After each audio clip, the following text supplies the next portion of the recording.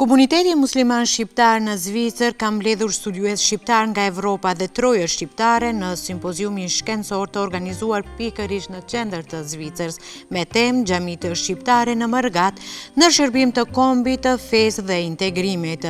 Në prag të festës së flamurit 28 nëntori, Komuniteti musliman shqiptar i Zvicërës organizoi një simpozium siç e cekan shkencor me pjesëmarrjen e studiuesve dhe akademikëve nga Evropa dhe troje të shqiptare. Ky aktivitet u bë urë lidhëse mes dijes shkencore, identitetit kombëtar dhe jetës fetare të Mërgatës. Dhe pikërisht ne në linjë të drejtë për drejtë të themi në një bisedë online e kemi me kryetarin e Komunitetit musliman shqiptar në Zvicër, zotrinë Mehas Alia. Shpresoj që dëgjohemi. Përshëndetje zotri Mehas. Përshëndetje, të mirëmëngjesi. Mirëmëngjesi, faleminderit pari që pranuat të jeni pjesë emisionit tonë pikërisht nga Zvicra për të biseduar, për të folur lidhur me këtë organizim që është mbajtur pikërisht në Zvicër. Mund të na thoni se cili është qëllimi kryesor i organizimit të këtij simpoziumi shkencor në prag të festave të nëntorit? Fillimisht faleminderit shumë për mundësinë.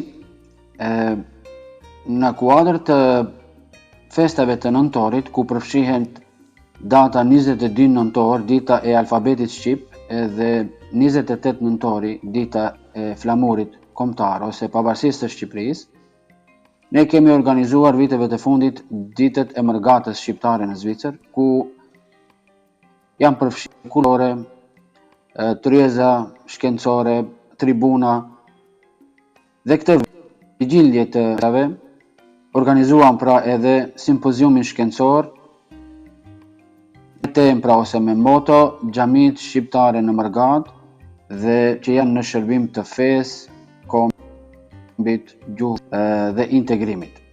Mund të na thoni pse zgjodhi pikërisht temën Xhamitë shqiptare në Mërgat në shërbim të kombit, të fesë dhe integrimit? Fakti që kjo temë e përmendon, pra indin aktiviteteve ose hapësirën e aktiviteteve tona, ose ta emërtojmë pra edhe këtë simpozium me këtë moto ose me këtë titull. Xhamitë shqiptare në diasporë nuk janë vetëm vend falje, nuk janë vetëm vende adhurimi. Ato janë edhe qendra kulturore, janë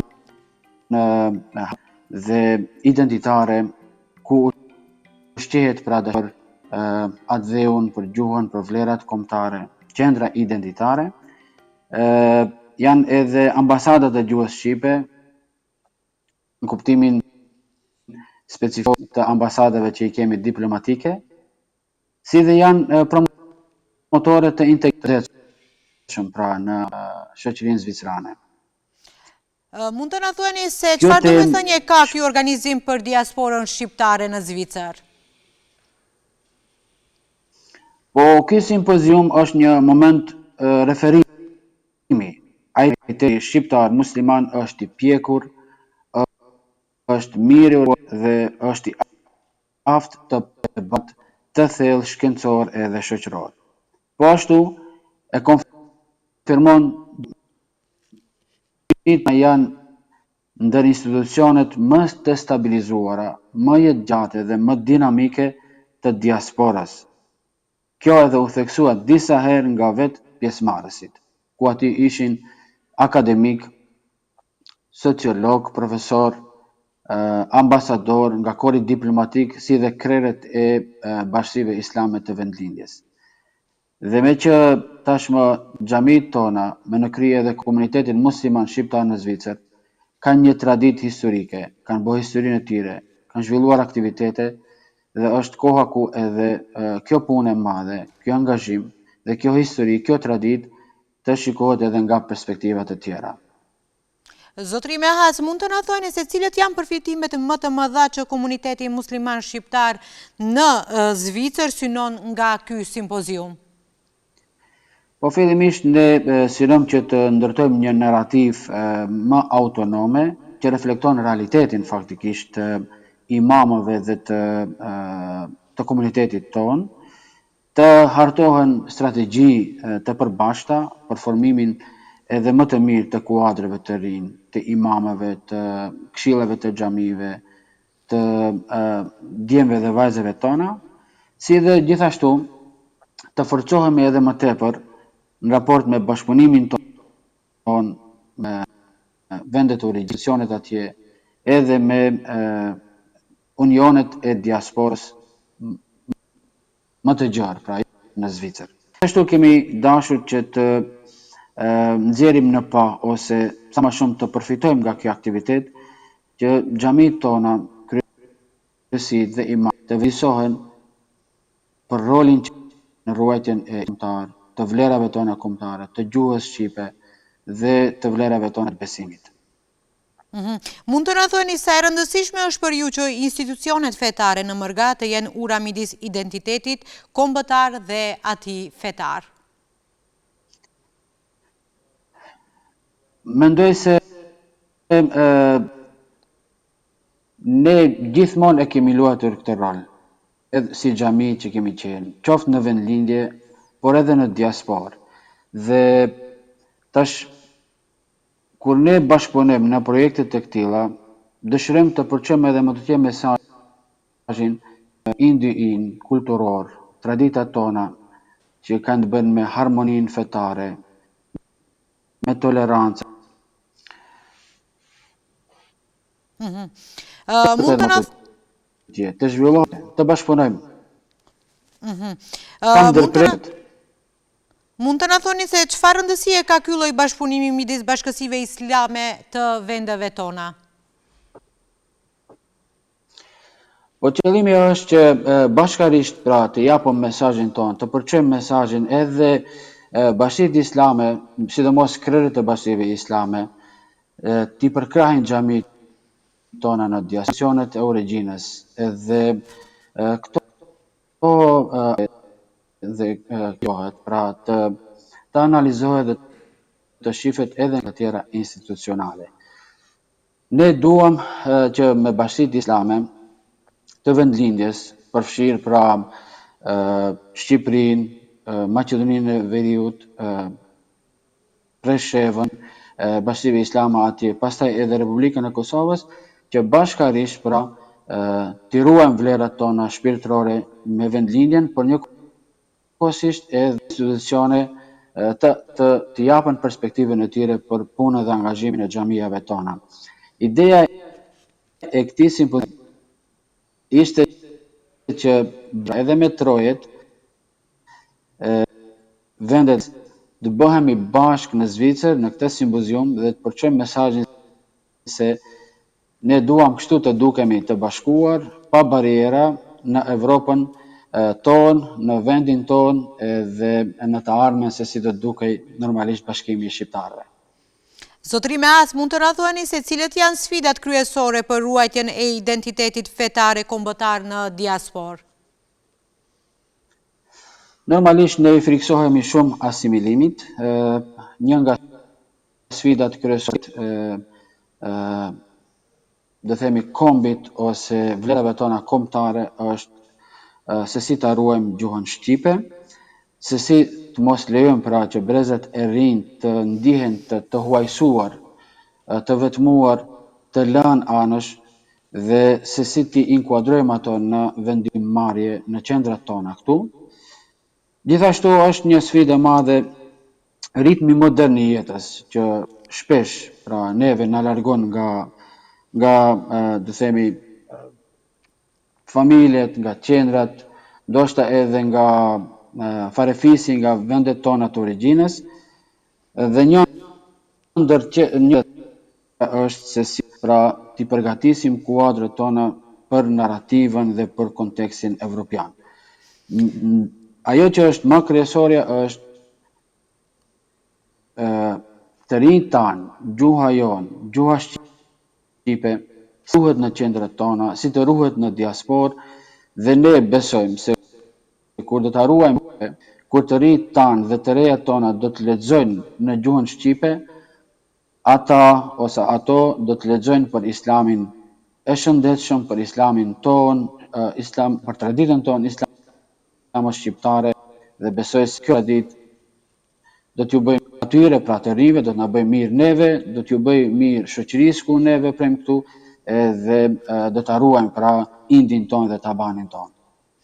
Si e vlerësoni kontributin e grave në jetën fetare dhe kulturore të komunitetit?